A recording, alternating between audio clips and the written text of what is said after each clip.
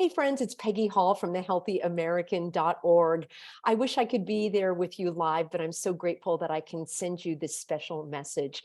It was just about a year ago when I addressed your group, and it was so thrilling for me to be among patriots, to be among conservatives, to be among those that Deborah Pauly brought together, people with like minds and interesting perspectives so that we could make sense of what's been going on in our world and to try to stop this tidal wave of tyranny that's been threatening to pull us under. And I will say that in the year that has transpired, we have had so many successes in the movement.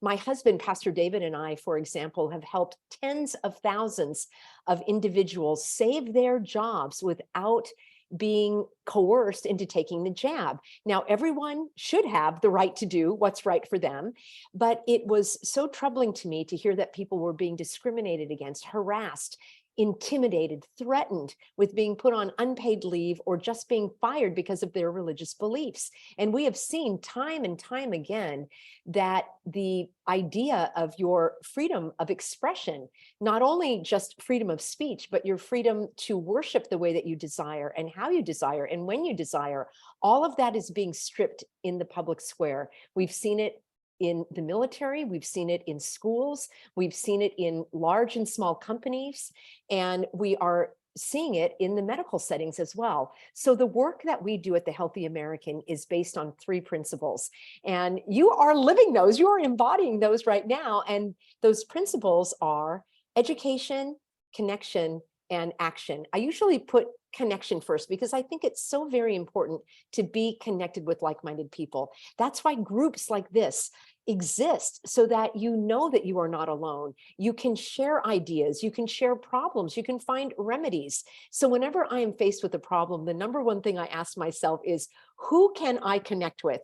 Who can I find that may have walked this road before? Who can I find that can inspire me or empower me in order to stand strong? So always being connected. And remember, the bad guys, the hogwashers, as I call them, their first tactic during the shutdowns going on 3 years ago, the number one thing was to isolate everyone. Stay home, don't go to work, don't see your friends and family. And isolation is exactly where we can feel despair, we can feel the weight of the world, and we may even start to question our own beliefs and values and principles because we feel isolated and we don't know if anyone else can walk beside us and let us know that we are on the right path. So connection, connection, connection. Number two is education. That happens in your group as well, with the public speakers, with different information, with the committees that you have and the reports, gathering information, the newsletters, all of that is so very important. Another powerful tool of the enemy is deception, and confusion is a large part of that. So before you know it, you're spinning around saying, I don't know what to believe. I was told this, I was told that. This doesn't make sense, and that doesn't make sense. And that is designed to keep you flummoxed and flabbergasted and bamboozled so that you start to doubt your own principles, values, and ethics. So being educated, getting down to the root of what is, facing reality, living in truth, being able to discern those deceptive maneuvers where a little bit of truth is presented, but there's a lot of deception and with a little bit of truth and then a lot of lies wrapped up into it. And that is the nature of deception. So when you are educated and when you can stay out of the emotional center and stay connected in your intellectual area, that is how you can develop these skills of critical thinking, to ask questions, to dig deeper. That is something that I really enjoy doing. And then the third principle that I really stand on is action. And again, I applaud all of you. The fact that you are at this meeting, you took action. You took action to join this group. You took action to be on a committee. You took action to read the newsletter, to share the information. And I want to leave you with this. Taking action, in my view, is even more important than the results of your action. Let that sink in for a moment. In our society, we are so driven by results. We are so driven by the accomplishments. We can be so frustrated when we find out that what we wanted to have happen didn't happen. I'm going to give you an example of that about my lawsuit in just a moment. But I do want you to know that your action matters. Taking action in a way that makes sense for you. Now, you may not be the newsletter editor. You may not be heading up a committee. You may not be making videos or sending petitions, but just living in liberty, choosing your actions on a daily basis, demonstrating to others that you are not complying and capitulating with the oppressors, that is huge. And I applaud you for that. Let me wrap up by giving you a very brief summary of the action that I've been taking and the brick walls that I've been running into. Just about a year and a half ago, I was so frustrated with the Board of Supervisors. I know many of you are taking action by appearing there, and it's very important to do so. It was so clear that the Board of Supervisors was violating the law, as they continue to do. There is a law on the books called California Health and Safety Code 101080. It was a law that was written to govern our legislature in the times of an emergency. During an emergency, the county has to either ratify or terminate the local health emergency. And they determine whether to keep it going or to terminate it based on the information that they receive from the health officer. The law states that they're required to get updates no less than every 30 days. They could have updates daily. And wouldn't you think in the time of a dire emergency that they would be having updates daily, maybe even 24/7? But they were not getting these updates. In fact, they never even, after a period of time, they stopped even putting the updates on the agenda. And the Board of Supervisors all agreed that they were no longer going to receive these updates about the local health emergency in Orange County. And they were just going to wait, and I quote, for the governor to tell them what to do. They also put themselves on record as frauds by saying that if they were to cancel the emergency, they would not get any more emergency funding. And they all looked around the table and said, yeah, it wouldn't really change anything if we canceled the emergency because there's no mask requirement, there's no vaccine requirement to get into stores and so forth. So the only reason we're keeping the emergency going is to get the emergency funding. They said that, it's on tape. So it's so clear that they're violating this law that I told them that I was going to bring legal action unless they started to vote on this as the law requires. And they completely rejected my statement. And that was when I pursued legal action and I filed my lawsuit. It's not for money. In fact, it's costing me a lot of money because that is the only technique that they have, is to stall, to obfuscate justice. And I will let you know that I have a video called I predicted this would happen. And I go through it step by step in terms of the 4 different judges that were assigned and then removed from my case, the 4 or 5 different hearing dates that were canceled and postponed for several weeks again and again and again, because the judge said he didn't have time to read my case. There's nothing to read. Here's the law, they're violating it. And the first judge gave us our win and said, you're exactly right. The county is violating the law. And they told the county, you have to put this meeting on the agenda and you come back to this courtroom in 3 months and you show me that you have it on the agenda or why you don't have to follow the law.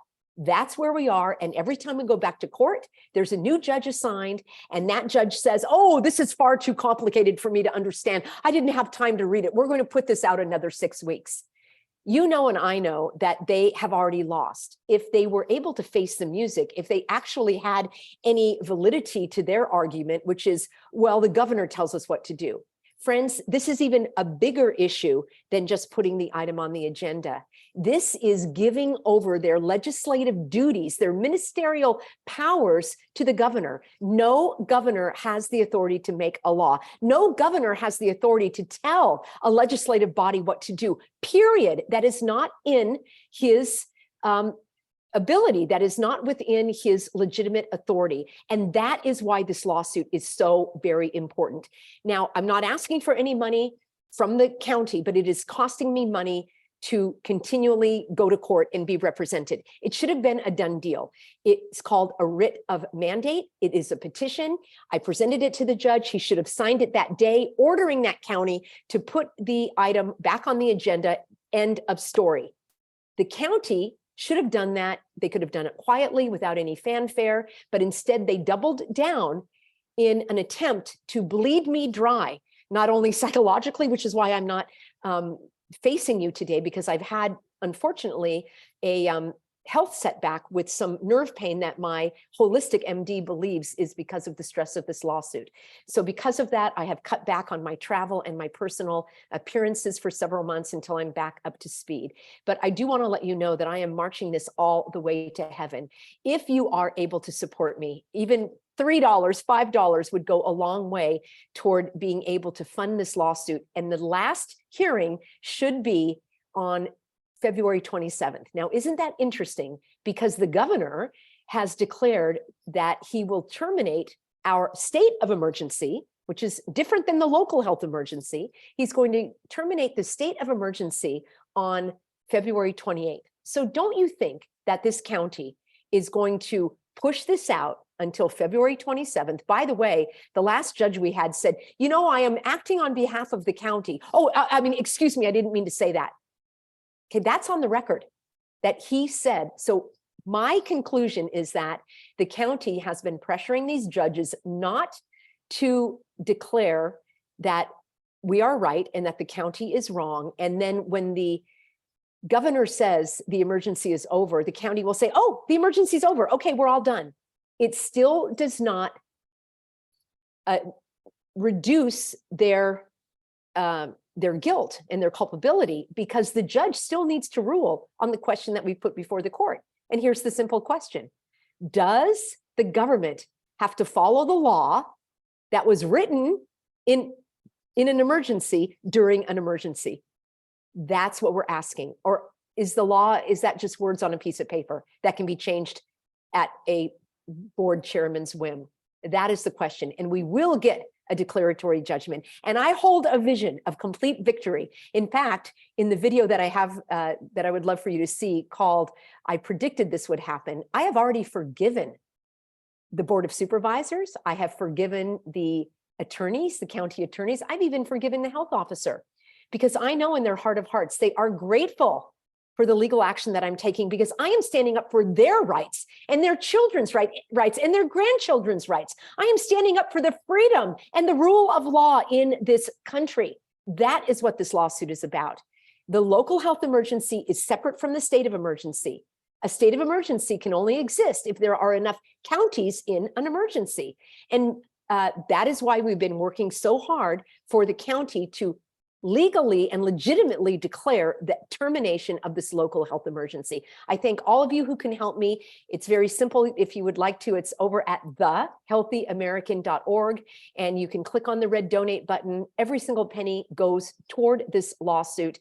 And I know that I stand in victory, and I'm grateful to have you on my side.